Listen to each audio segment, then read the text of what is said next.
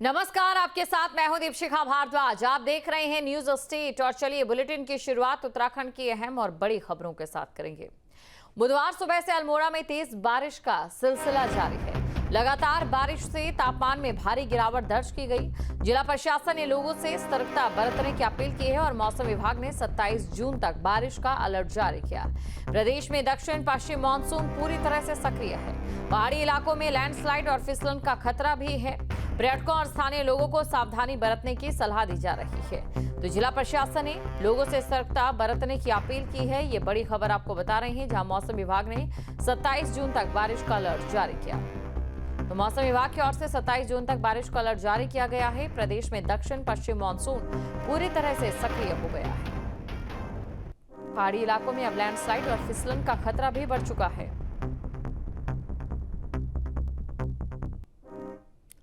और पहाड़ में बदला मौसम का मिजाज, आसमान में छाए काले बादल। देहरादून में बारिश का अलर्ट है। राजधानी में मौसम सुहाना जरूर हो गया है, क्योंकि गर्मी पड़ रही थी, तपिश बहुत ज्यादा थी और ऐसे में जब घने काले बादल यहां पर छा गए तो जाहिर तौर पर मौसम खुशनुमा हो गया। आसमान में काले बादल छाए और ये तस्वीरें आपके सामने।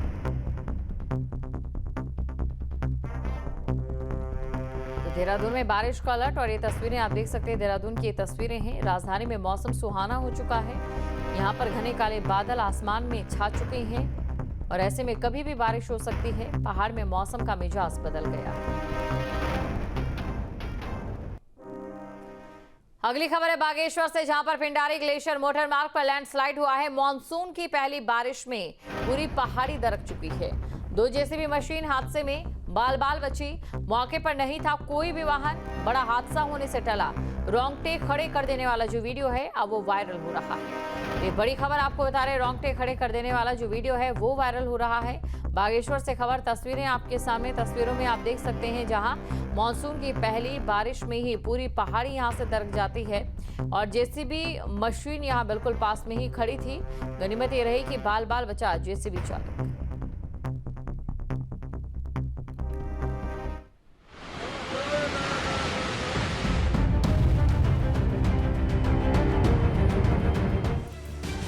ये तस्वीरें उत्तराखंड के बागेश्वर जिले की हैं, जहां कपकोट ब्लॉक के पिंडारी ग्लेशियर मोटर मार्ग पर ऐसा मंजर देखने को मिला जिसने हर किसी की रूह को कपा दिया। आसमान से गिरती बारिश ने मानो पहाड़ को जड़ से हिला दिया। अचानक जमीन कांपी और कुछ ही पलों में पूरी की पूरी पहाड़ी भर भरा कर नीचे आ गिरी। पहाड़ से उठा धूल और मलबे का तूफान कुछ इस कदर तेज था कि पल भर को सब कुछ धुंध में गुम हो गया। सबसे खौफनाक बात ये थी कि ठीक वहीं सड़क किनारे 2 जेसीबी मशीनें काम कर रही थीं। ड्राइवरों को शायद अंदाजा भी नहीं था कि अगले कुछ सेकंड उनके लिए जिंदगी और मौत के बीच का फासला बन सकती है।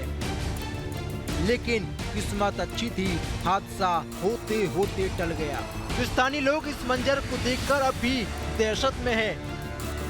तस्वीरों में आप देख सकते हैं कि किस तरह से पहाड़ का मलबा सड़क पर आता दिखाई दिया है। इस खौफनाक मंजर को देखते ही लोगों में अफरा तफरी मच गई। सड़क पूरी तरीके से बंद हो चुकी है और मलबा अभी भी अस्थिर है। इस हादसे का वीडियो अब सोशल मीडिया पर आग की तरह फैला है। जिसने भी देखा उसकी आंखें फटी की फटी रह गईं। बारिश का दौर अब भी थमा नहीं है और खतरा अभी टला नहीं है।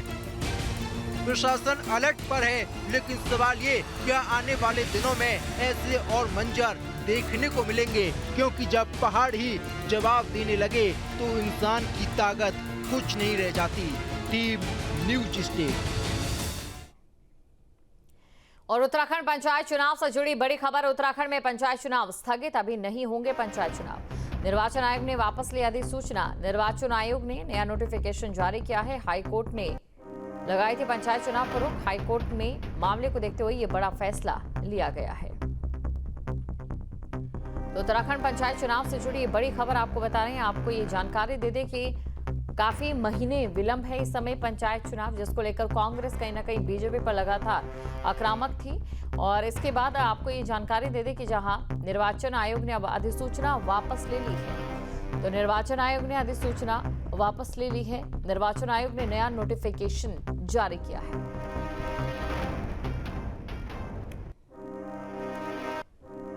और त्रिस्तरीय पंचायत चुनाव पर नैनीताल हाईकोर्ट की रोक बरकरार है। मामले पर अब आज सुनवाई होगी और आज सभी याचिकाओं पर यह सुनवाई होने जा रही है।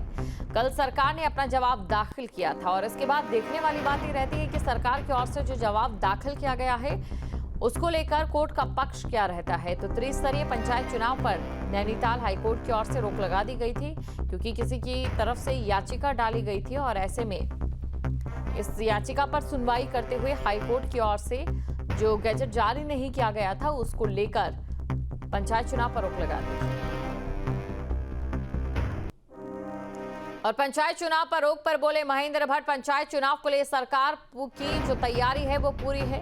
कुछ लोग न्यायालय गए और प्रक्रिया रुकी, पार्टी पूरी तरह से चुनाव के लिए तैयार है। तो पंचायत चुनाव को लेकर उनका बयान सामने आया है कि पंचायत चुनाव के लिए सरकार पूरी तरह से तैयार है। कुछ लोग न्यायालय गए जिससे ये प्रक्रिया रुकी है। देखिए, दल के अध्यक्ष के नाते हम लोग चुनाव के लिए तैयार हैं। राज्य निर्वाचन आयोग जब चुनाव घोषित किया, हम उस आधार पर हमने कार्यक्रम तैयार किए। हमारी टीमें विधानसभा स्तर तक गई हैं, पर उसको पैनल आ रहा है। लेकिन जैसा कि अभी जानकारी मिल रही है कि कल तक के लिए सुनवाई टल गई है, तो हम कल का इंतजार करेंगे। हम कोर्ट के हर निर्णय को मानेंगे और हमने हमेशा कोर्ट का सम्मान किया है।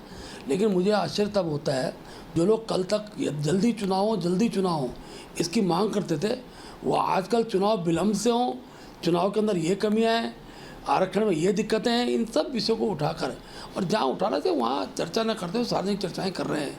और जिसका संज्ञान कोर्ट कल निश्चित रूप से लेगा और जो भी डिसीजन कोर्ट का हो सिरोधार्य होगा।